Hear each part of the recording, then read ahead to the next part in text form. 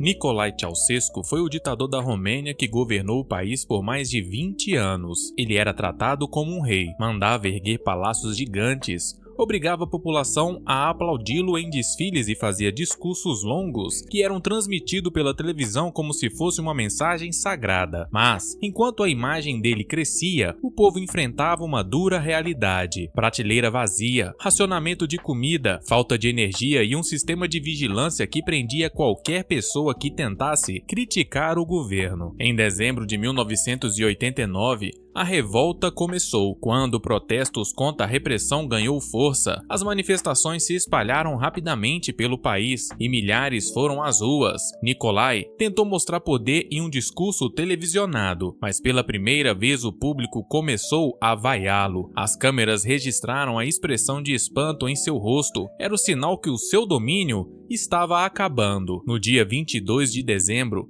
ele e sua esposa, Helena, tentaram fugir de helicóptero, mas foram capturados. Os dois foram levados a julgamentos em um tribunal militar improvisado. As acusações incluíam abuso de poder e corrupção. O processo durou apenas algumas horas e terminou com a sentença. Na manhã de 25 de dezembro, o casal foi conduzido a um pátio do quartel. Não houve cerimônia, apenas uma pressa em encerrar toda uma era. Soldados formaram um pelotão e deram um fim à existência deles. Caíram no chão e as imagens foram gravadas para provar ao povo que o ditador nunca mais voltaria.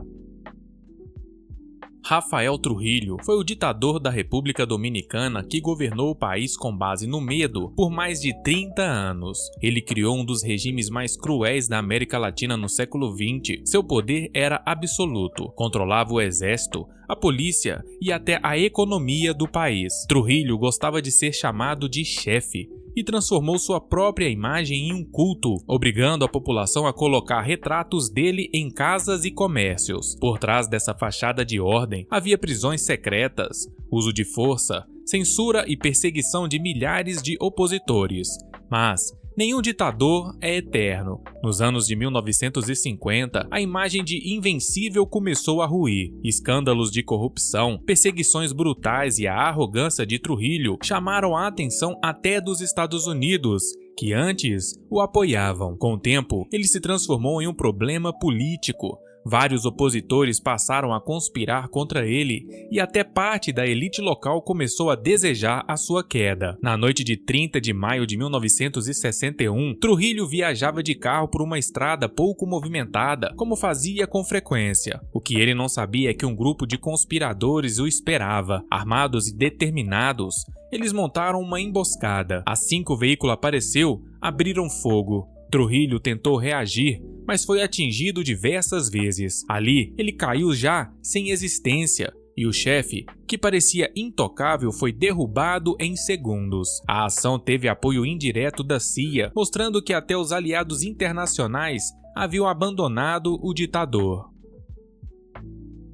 Khomeini foi o líder religioso e político que comandou a Revolução Islâmica no Irã e se tornou a figura mais poderosa do país a partir de 1979. Ele derrubou o Shah Reza Pahlavi e instaurou uma república islâmica, mudando completamente a vida dos iranianos. Sua imagem se espalhou como a de um guia espiritual, mas na prática, ele foi um governo rígido que controlava a política, a religião e até os costumes do dia a dia. Para muitos era visto como um santo, para outros um ditador que sufocava a liberdade. No final de 1980, Khomeini já estava velho e doente. Os médicos não falavam abertamente sobre a sua condição, mas ele estava com sérios problemas intestinais e, em 1989, passou por uma cirurgia de risco em Teherã. O país inteiro acompanhava com silêncio, esperando novas notícias.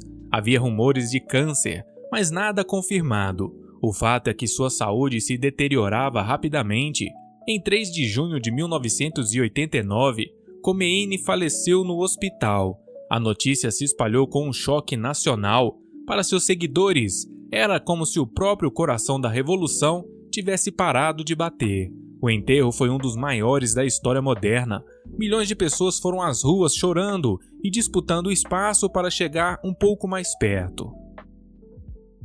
Ferdinand Marcos foi o ditador das Filipinas que governou o país por mais de 20 anos com corrupção, autoritarismo e manipulação política. Ele chegou ao poder em 1965 como um presidente eleito, mas em 72 declarou uma lei marcial e transformou o governo em uma ditadura. Sob o seu comando, opositores eram presos, jornais eram censurados e qualquer voz crítica era silenciada. Ao mesmo tempo, ele e sua esposa Imelda Marcos acumulavam fortunas e luxos exagerados, enquanto grande parte da população vivia em total pobreza. Durante anos, Marcos conseguiu se manter no poder graças ao apoio dos militares e também dos Estados Unidos, que o viam como um aliado contra o comunismo na Ásia. Mas a corrupção e a repressão começaram a enfraquecer a sua imagem. O estopim veio em 83, quando o opositor Benigno Aquino Júnior teve seu fim logo após voltar do exílio.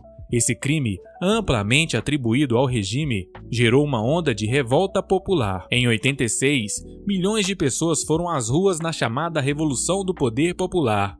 Foi um movimento pacífico, mas intenso, que mostrou que o país já não aceitava mais o domínio de Marcos. Sem saída, ele foi forçado a deixar o poder e fugir com a sua família para o Havaí. Lá, viveu exilado, cercado de acusações e carregando o peso de ter destruído a confiança de toda uma nação.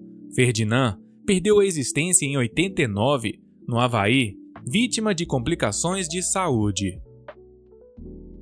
Idi Amin Dada foi o ditador da Uganda conhecido como o Carniceiro da África, responsável por um dos regimes mais brutais do século XX. Ex-militar, ele tomou o poder em 71 após um golpe de Estado. No início, se apresentou como defensor do povo, mas logo mostrou seu lado mais brutal.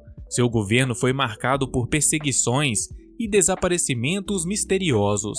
Estima-se que mais de 300 mil pessoas tenham perdido a existência durante o regime. Além disso, ele expulsou toda a comunidade asiática do país, causando um colapso econômico. Idi Amin também era famoso por seu comportamento excêntrico, gostava de se proclamar o conquistador do Império Britânico e inventava títulos para si mesmo. Enquanto a população vivia com medo, ele aparecia em público com uniformes extravagantes e discursos carregados de ironia e ameaça. O mundo via nele uma mistura de comédia grotesca e terror absoluto. Mas, nos anos 70, seus atos chamaram a atenção internacional. O ponto de virada foi em 78, quando invadiu a Tanzânia. A resposta foi rápida. As tropas tanzanianas, com apoio dos exilados ugandenses, invadiram Uganda e derrubaram o regime em 79. Idi Amin fugiu, primeiro para a Líbia e depois para a Arábia Saudita, onde viveu escondido sob proteção. Longe do poder, ele nunca foi julgado pelos seus atos. Em 2003, após anos doente, faleceu em um hospital na Arábia Saudita por falência múltipla dos órgãos. Slobodan Milošević foi o líder sérvio que se tornou símbolo das batalhas que destruíram a antiga Iugoslávia nos anos de 1990. Ele chegou ao poder prometendo defender o povo sérvio, mas rapidamente se transformou em um ditador que alimentava o nacionalismo e usava o ódio como arma política. Durante a sua liderança, aconteceram as brutalidades e o nome de Milošević ficou ligado aos crimes contra a humanidade. No final de 1990, sua figura estava isolada no cenário internacional. Enquanto o povo sérvio enfrentava pobreza e bombardeios da OTAN, ele tentava manter o poder com repressão e manipulação. Mas, em 2000, depois de eleições contestadas e protestos massivos nas ruas, Milošević foi derrubado. A população já não tinha medo e sua queda foi inevitável. Em 2001, ele foi preso e enviado ao Tribunal Penal Internacional de Haia. Era o primeiro grande líder de Estado julgado por crimes contra a humanidade. O julgamento foi transmitido ao mundo inteiro e deveria ser um momento histórico de justiça. Mas Milošević, arrogante, tentou usar o tribunal como palco político, se recusando a reconhecer a autoridade dos juízes e fazendo longos discursos para justificar seus atos. Antes que o processo fosse concluído, em março de 2006, Milošević foi encontrado sem existência em sua cela. Oficialmente, a causa foi um ataque cardíaco. Jorge Rafael Videla foi o ditador da Argentina que comandou o país durante os anos mais sombrios da ditadura militar, entre 76 e 81. Ex-militar, ele assumiu o poder após um golpe que derrubou Isabel Perón e implantou o chamado Processo de Reorganização Nacional. Sobre o seu governo, milhares de pessoas foram presas e outras tiveram seu fim. Muitos simplesmente desapareceram ou foram arremessados de aviões no mar. Estima-se que 30 mil pessoas foram alvo dessa repressão. Videla governava com o discurso de restaurar a ordem, mas na prática mergulhou a Argentina em um terror de Estado. Famílias inteiras ficaram marcadas por nunca terem recebido nada de seus entes desaparecidos. O medo de falar, de se organizar e até de pensar diferente virou uma rotina. Nos anos de 1980, com a derrota da ditadura e o retorno da democracia, Videla perdeu o escudo da farda e foi levado a julgamento. Em 85, foi condenado à prisão perpétua por seus crimes contra a humanidade. Ele sempre negou arrependimento e justificava suas ações como necessárias. Videla passou décadas preso. Em maio de 2013, aos 87 anos, perdeu a existência de causas naturais em sua cela, no banheiro do presídio. Anastácio Somoza Debayle foi o último ditador da dinastia Somoza, que controlou Nicarágua por mais de 40 anos. Ele assumiu o poder em 67, continuando o domínio iniciado pelo seu pai e irmão. Assim como os antecessores, governava misturando políticas e negócio, tratando o país como propriedade da família, enquanto enriquecia, reprimia opositores e usava a Guarda Nacional para manter o medo nas ruas. O estopim de sua queda veio em 72, após um terremoto devastar a capital. Milhares de pessoas ficaram sem casa, mas boa parte da ajuda internacional foi desviada pelo regime de Somoza. Esse escândalo corroeu o pouco de confiança que ainda restava. Nos anos seguintes, a oposição cresceu e encontrou força no movimento sandinista, que uniu estudantes, camponeses e setores da igreja contra a ditadura. Em 79, após uma longa guerra civil, Somoza foi totalmente derrubado. Sem apoio americano e isolado politicamente, fugiu para o exílio no Paraguai, onde ainda mantinha aliados. Mas sua presença no país vizinho era vista como uma ameaça. O governo paraguaio lhe oferecia proteção, mas os sandinistas e antigos inimigos seguiam de perto os seus passos. No dia 17 de setembro de 1980, enquanto andava de carro por Assunção, seu veículo foi interceptado. Um grupo disparou foguetes e rajadas contra o automóvel. A explosão foi tão violenta que não restou chance nenhuma. Assim terminou a existência de um dos homens mais odiados da América Central.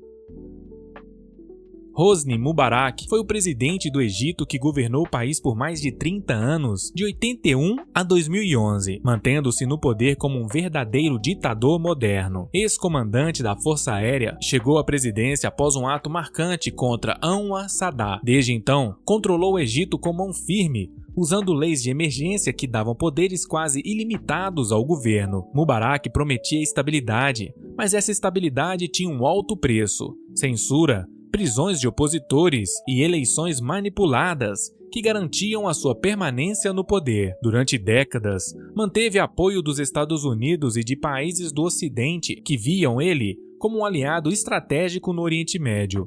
Mas, dentro do Egito, a desigualdade só crescia. A corrupção se espalhava e a população sofria com a falta de perspectiva. O governo parecia inabalável, até que o estopim mudou tudo.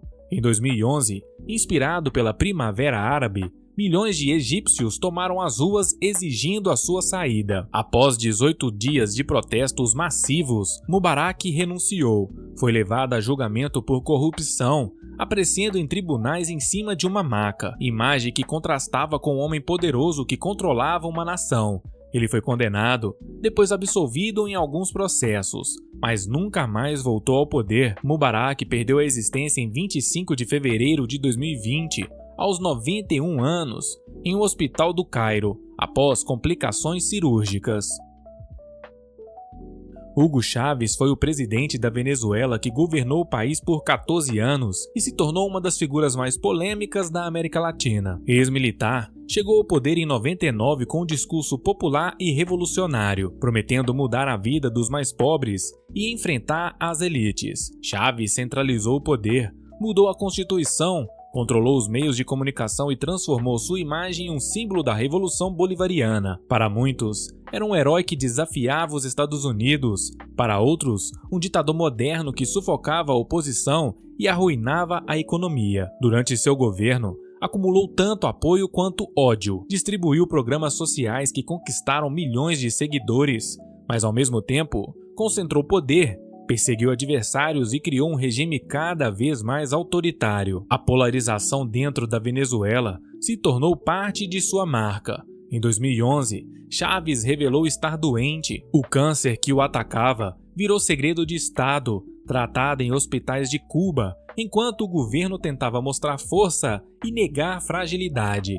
Entre cirurgias e longos tratamentos, ele reaparecia em discursos, às vezes fraco, às vezes tentando mostrar energia. Mas a doença avançou e o país inteiro sabia que o fim estava próximo. No dia 5 de março de 2013, Hugo Chávez perdeu a existência em Caracas, aos 58 anos, vítima da doença. E você, conhecia a história de todos esses ditadores? Responda nos comentários. Se gostou do vídeo, se inscreva no canal e curta o vídeo para mais vídeos como esse.